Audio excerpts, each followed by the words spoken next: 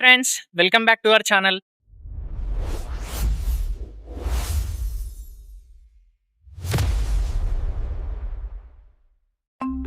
జనరల్‌గా ఏందంటే మనుషులు ఎవ్వరైనా సరే, అంటే ఎవరికైనా సరే గానీ దేవుడు ఏం చేస్తాడంటే ఒక 2 సిట్యుయేషన్స్ క్రియేట్ చేస్తాడు. అంటే ఎవ్వరైనా సరే ప్రపంచంలో బతికే అందరు మనుషులకి.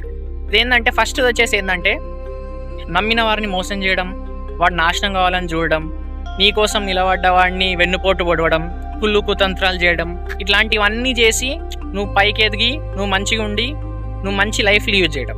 సెకండ్‌ది ఏందంటే నువ్వు కష్టపడి నువ్వు పక్కానికి సహాయం చేసి నీ కోసం నిలబడ్డ వాడి కోసం నువ్వు కూడా తన కోసం ఉండి వాడిని ఎవ్రీ సిచ్యువేషన్లో సపోర్ట్ చేసి నువ్వు మంచిగా ఉంటే నువ్వు మంచిగా ఎదుగుతావు. అదొక సిచ్యువేషన్.